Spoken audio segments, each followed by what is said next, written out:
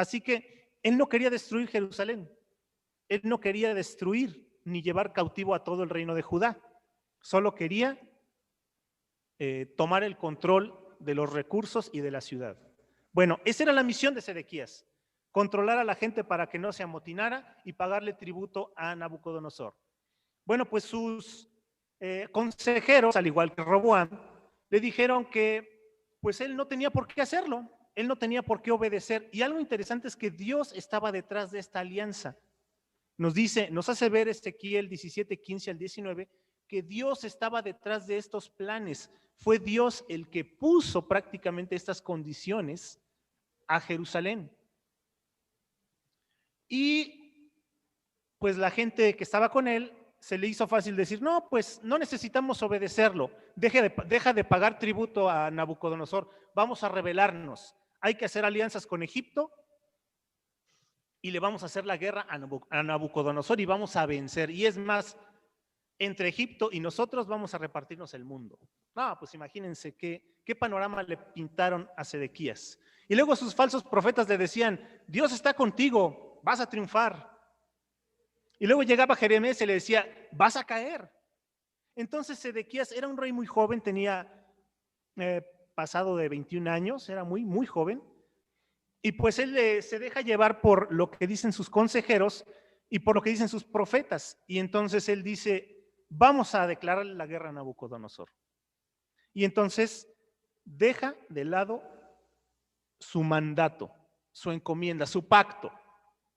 Ahora dice ahí, ¿qué hizo Sedequías? Aquí está mal. ¿Qué hizo Sedequías cuando estuvo en el poder? Pues precisamente eso.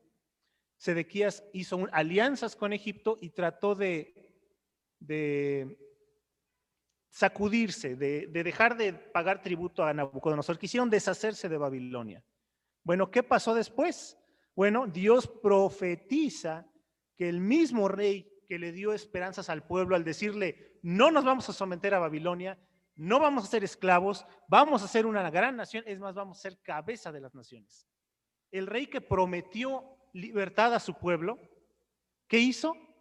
Dice Dios en una profecía, va a ser el primero en salir huyendo.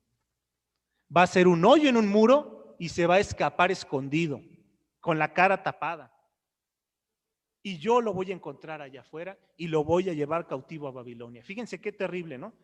El caudillo, el que iba a liberar a Israel, es el primero que iba a salir huyendo.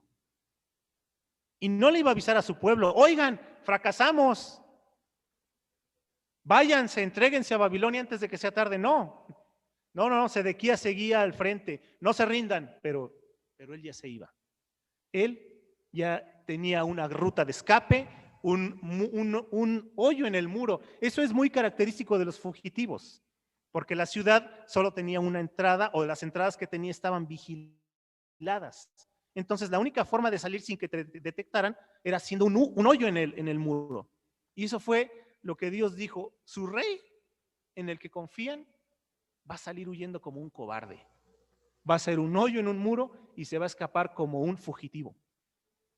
¿Cuál era el castigo final? Ezequiel 17, 16 nos dice, va a morir en Babilonia. Morirá en Babilonia. Nabucodonosor captura a Sedequías cuando ya había huido de la ciudad, lo captura en unos bosques y lo lleva a Babilonia. Y lo más triste es que el mismo rey Nabucodonosor encaró a Sedequías, mató a sus hijos en presencia de él y le sacó los ojos. Y lo llevó prisionero a Babilonia y ahí murió.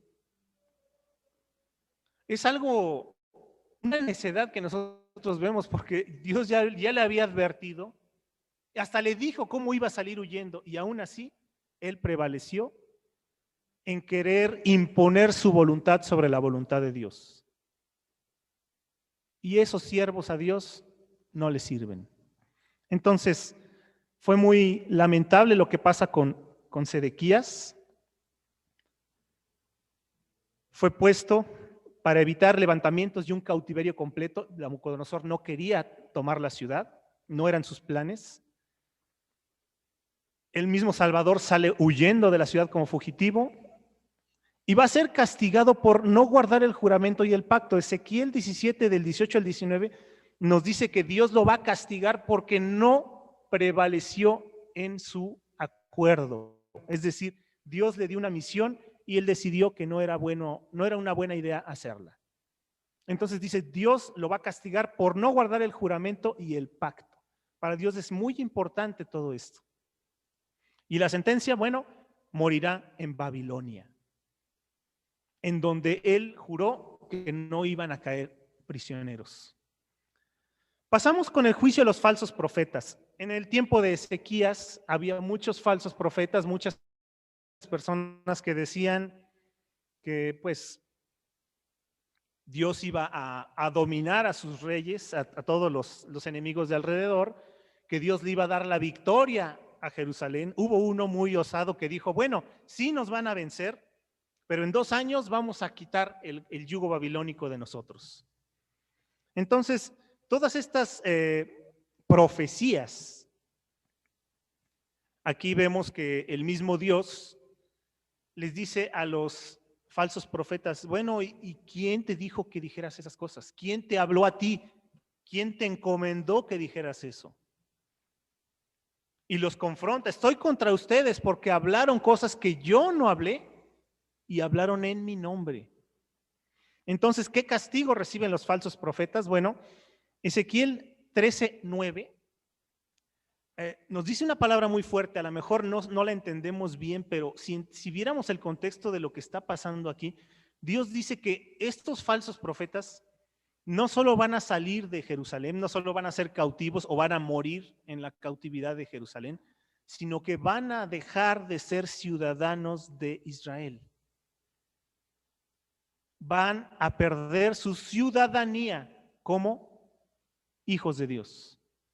Esa es la sentencia más grande que puede tener alguien, porque es equivalente a nosotros a que Dios nos dijera, te voy a borrar del libro de la vida.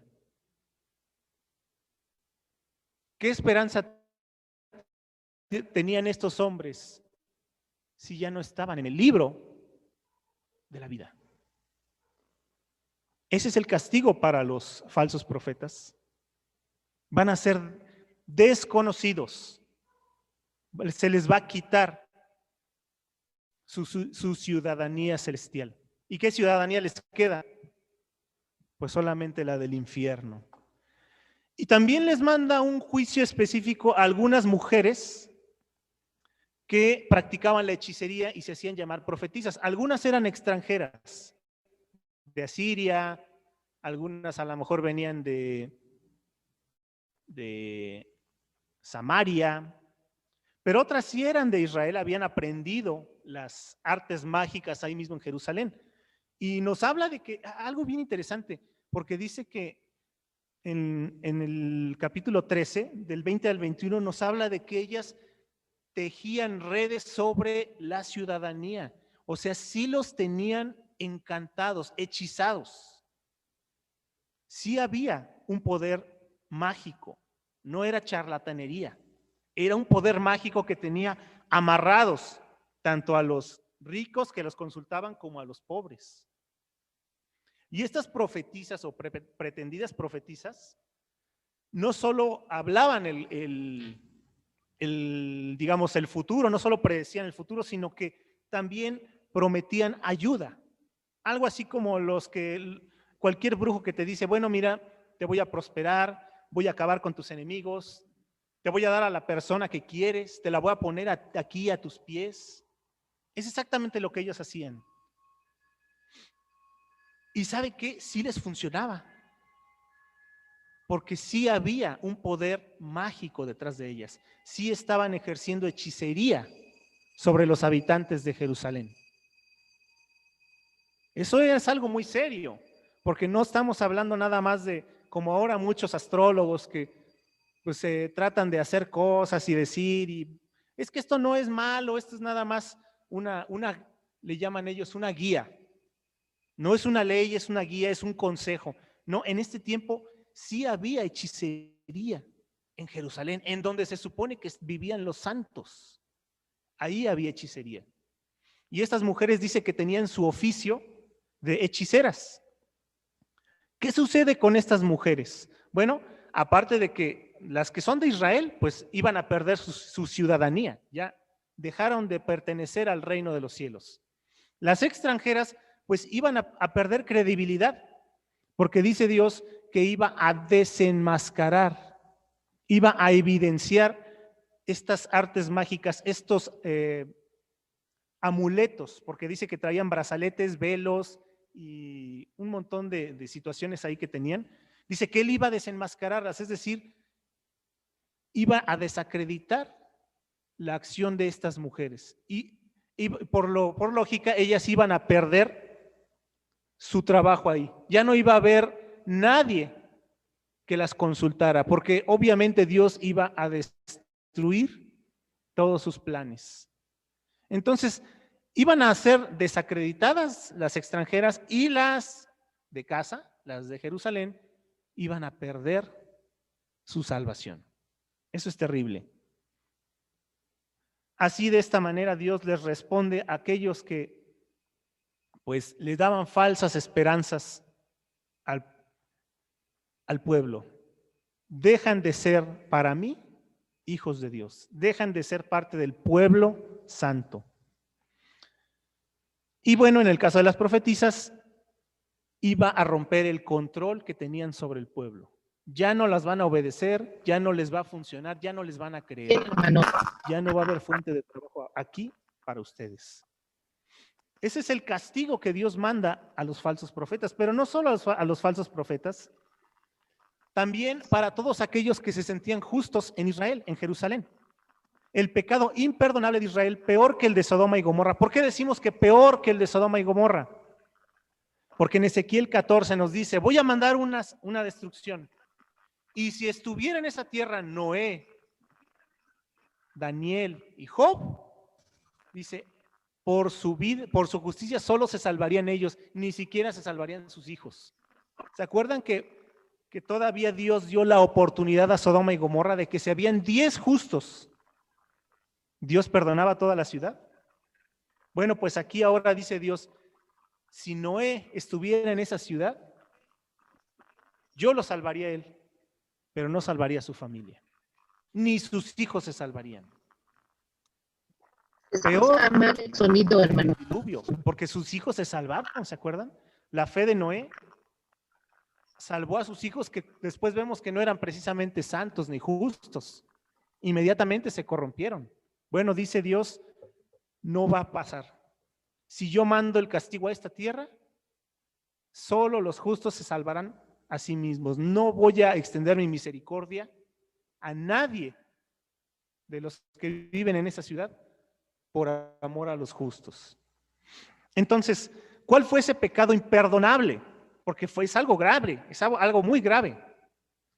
Vamos viendo en estas citas que puse aquí, Ezequiel 14:6, Ezequiel 15:8, Ezequiel 16, 26, 28 y 29 y Ezequiel 16:49. Esos son los pecados que Dios encontró en esta ciudad. Si nosotros vemos rápidamente qué es lo que nos marcan estas citas, bueno, Ezequiel 14:6 nos habla de idolatría, que ellos dicen tienen sus ídolos en su corazón. Es decir, Dios no estaba ocupando el primer lugar, sino que había algo más que ocupaba su lugar. Ahora, en Ezequiel 15:8 habla algo interesante, la prevaricación. Dice que este pueblo lo iba a destruir porque había hallado prevaricación. La palabra prevaricación significa precisamente como una especie de abuso de poder. Es decir, este pecado solo lo cometen las autoridades cuando abusan de su poder, cuando sueltan a sus amigos, cuando no tocan a los que son de sus aliados, cuando solo castigan a los que no tienen recursos para comprar la justicia, o incluso castigan a los inocentes para ayudar a sus amigos poderosos.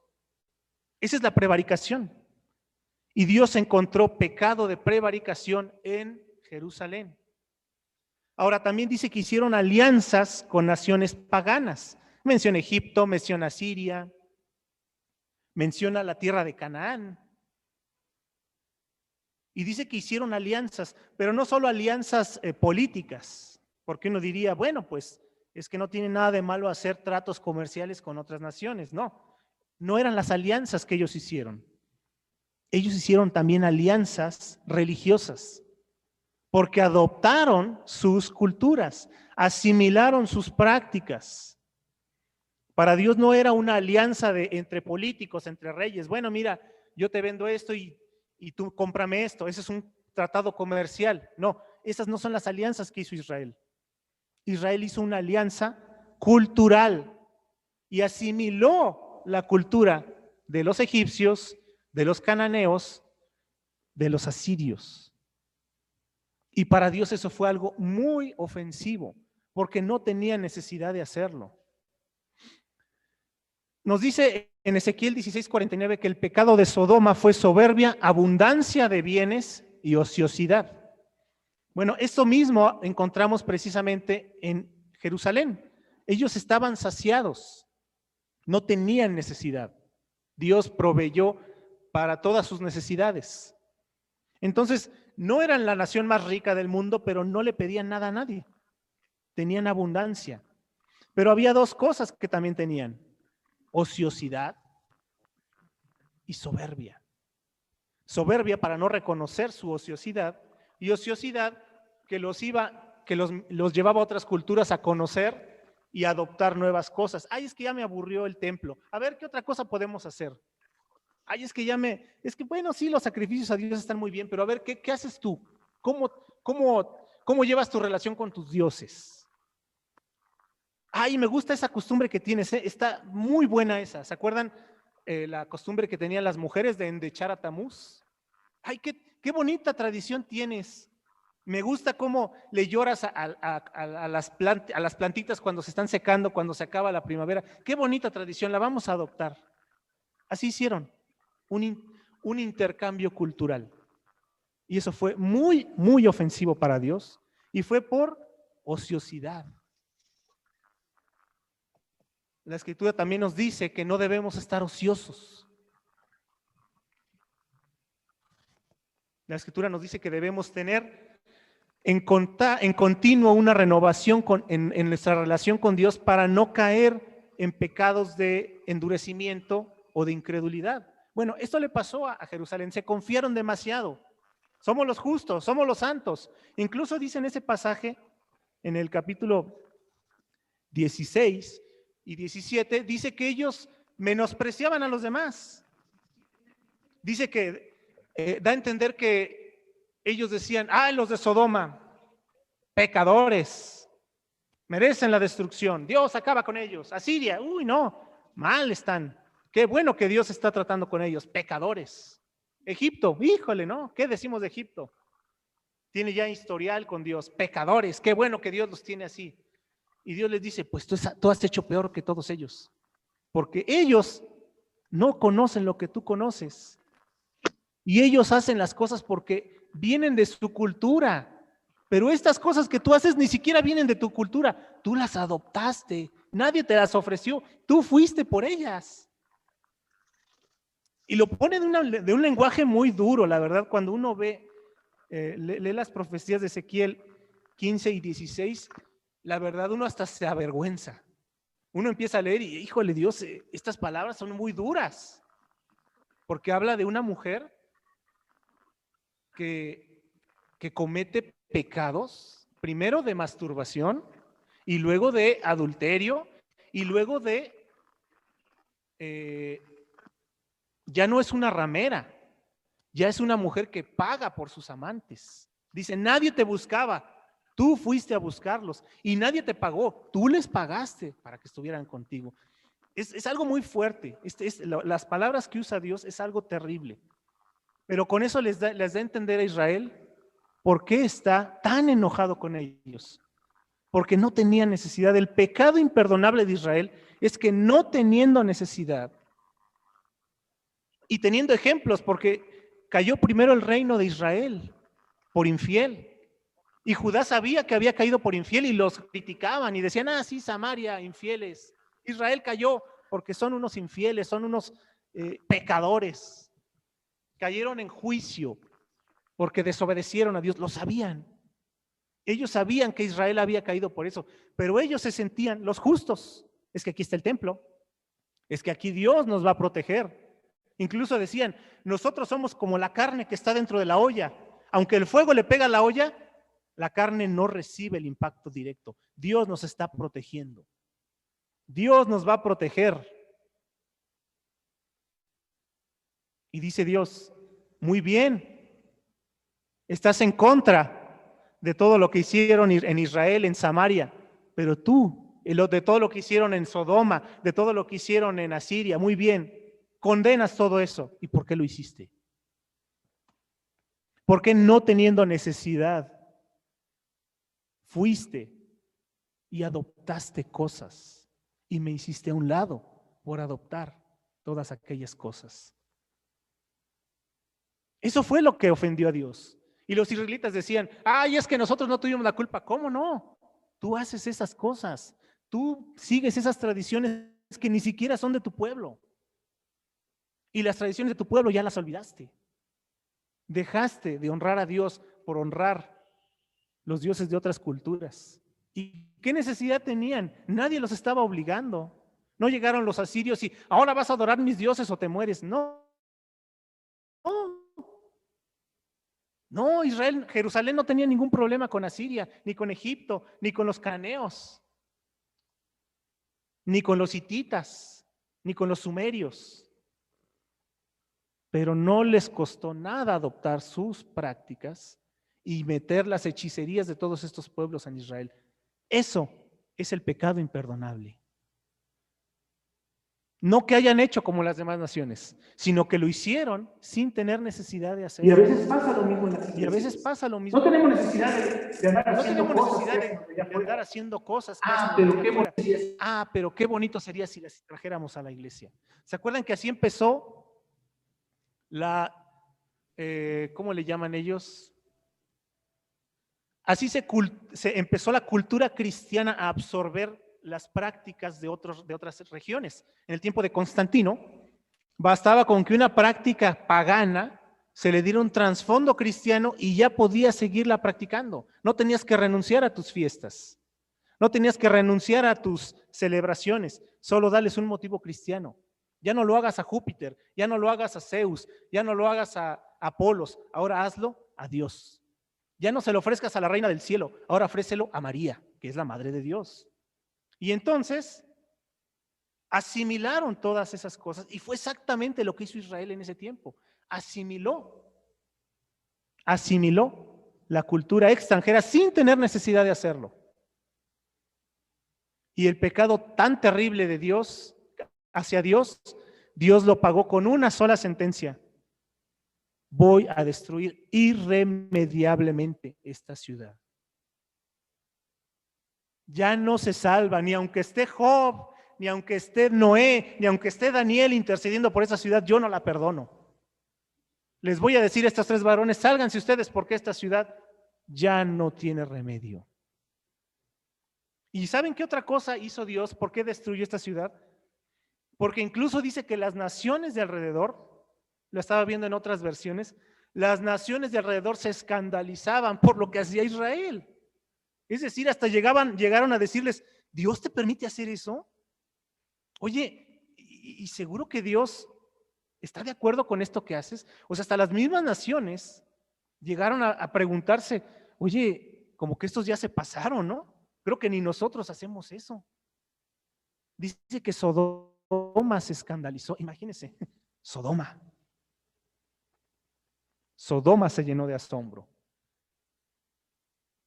Entonces, ¿cuál fue el juicio que Dios da a esta ciudad? Irremediablemente la voy a destruir. No cabe más perdón para esta ciudad. Entonces, ya tenemos el porqué. Ahora vamos a ver el juicio de Dios. Porque Él no se quedó con esta versión de ellos, ¿verdad? En Ezequiel 18, Él les dice, a ver, ustedes dicen que mi juicio no es justo, que mi juicio no es correcto.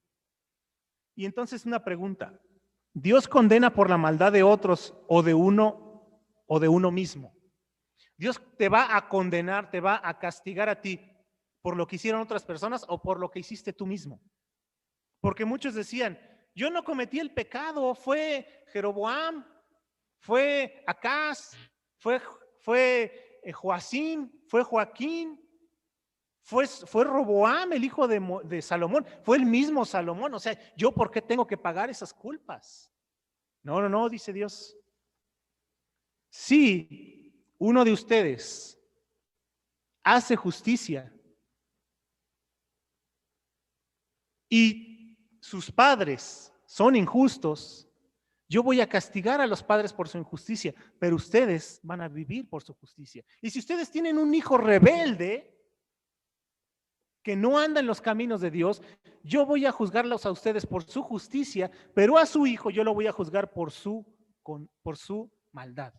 O sea, los padres no van a tener la culpa de lo que hagan, de las decisiones que tengan sus hijos, ni los hijos van a tener la culpa de las malas decisiones de los padres. Es una responsabilidad individual.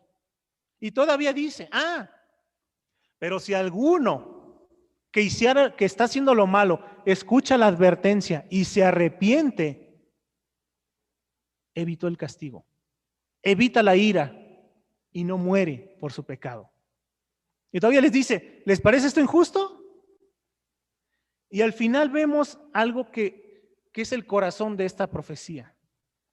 Porque uno dice, Dios nomás les mandó malas noticias, les dijo que ya no había remedio, que los iba a destruir irremediablemente. Pero vemos el último versículo, el capítulo 18, el versículo 32. ¿Dios quiere realmente la destrucción de su pueblo? ¿Dios quiere que realmente sea destruido aquel que lo ofendió? Y la respuesta es muy simple. Dice Dios, yo no quiero la muerte del que muere. No se complace Dios con la muerte del impío. Si Dios les estaba hablando es para decirles, salva tu vida. Esta ciudad va a caer, pero tú no tienes que caer con ella. Tú no tienes que caer con ella. Dios juzga a cada quien de manera individual y Dios no quiere la muerte del injusto, del impío, del pecador. Dios llama a arrepentirse. De esta manera Dios contesta estas inquietudes que tenía el pueblo. El juicio ya estaba muy cercano. Todavía les dice, ¿ustedes creen que me voy a tardar? No, señores, esta generación, ustedes que escuchan esta palabra, ustedes van a ver el cumplimiento. Ya no me voy a demorar más. Ya no voy a tener más paciencia. Ya no les voy a dar más oportunidad al cambio. Esta generación que escuche estas palabras verá mi juicio. Así les dijo Dios. Para aquellos que decían, Dios dice y no hace nada, tú lo vas a ver. Tú vas a comprobar si lo que yo digo es cierto o no. Y las naciones, cuando vean lo que yo hice, van a entender por qué lo hice. Porque hasta las mismas naciones sabían que Israel se había pasado, que Judá ya se había excedido en la maldad. Y que si Dios hacía algo contra ella era por una razón. La ciudad entera pecó de soberbia y cometió actos que ni siquiera ellos mismos como naciones paganas habían hecho. Esta profecía nos cierra con la esperanza. Yo no quiero la muerte del que muere. Arrepiéntete y vive. Haz caso a esta profecía y salva tu vida. Atiende a mis palabras y heredarás la tierra. Eso es lo que quiere Dios. Él no quiere, como muchos detractores dicen, es que el libro de Ezequiel es clave de que Dios odia a la humanidad. No, al contrario, Dios está diciendo, sálvate, sálvate. Es una palabra muy dura, pero también es una palabra de esperanza. Y yo creo que debemos tomar esto. Si Dios es duro, es porque quiere todavía hacer reaccionar a su pueblo. Y debemos ver el libro de Ezequiel como una advertencia. Como las 7 iglesias en Apocalipsis, es una advertencia, es la última advertencia de Dios a su iglesia, antes de que Él regrese. Así debemos ver el libro de Ezequiel, una advertencia antes de que Él regrese, porque Él regresa dice el libro de Tesalonicenses, para dar alivio y dar reposo y dar consuelo, pero también viene para traer juicio. Dice, para traer tribulación a los que os atribulan, pero darles alivio a ustedes. O sea, Dios viene Él viene por las dos cosas, para traer retribución, y la retribución trae castigo a los que lo merecen y consuelo y alivio a los que merecen o a los que lo necesitan. Entonces, el libro de Ezequiel es eso, es un preapocalipsis, es la última esperanza, la última palabra que Dios le da a un pueblo que está a punto de recibir un juicio. Y el juicio que viene, hermano, es en todo el mundo. Nadie se va a escapar. No porque vive en una primera potencia va a tener menos castigo, no. Aquí Dios va a agarrar parejo. Y la pregunta es, ¿vamos a escuchar su voz? ¿Vamos a librar nuestra vida? ¿Y vamos a hacer nuestra labor? No como Ezequías, que fue rebelde y dijo no. Sedequías no quiso hacer la voluntad de Dios, dijo, ¿por qué voy a hacerlo? No me gusta la voluntad de Dios. Vamos a hacer su voluntad y vamos a hacer esos mensajeros que le digan a la gente, hoy puedes salvar tu vida. Esa decisión la tenemos que tomar nosotros. Y esa decisión tenemos que ayudar a mucha gente allá afuera para que la tome. Y tome una decisión en base a las promesas de Dios y no a los engaños del mundo. Vamos a hacer entonces una oración y terminamos nuestra sesión de hoy. Dios, en esta hora queremos agradecer tu misericordia, tu bondad, tu palabra, Señor, que es una lámpara, una lumbrera que alumbra, Señor, esta senda confusa que está en tinieblas. Y que cuando el día esté claro nosotros podemos ver, por eso lo decías, pero ahora solo nos queda confiar. Dios, gracias porque en tu paciencia y en tu amor nos dejas tus advertencias, nos dejas tus observaciones, solo ayúdanos a entenderlas para que se hagan realidad a nuestra vida y podamos tomar el camino que tú quieres que tomemos, podamos salvar nuestra vida y salvar la vida de los que nos oyen. Te lo rogamos y te lo suplicamos y te lo agradecemos en el nombre de nuestro Señor Jesucristo. Amén.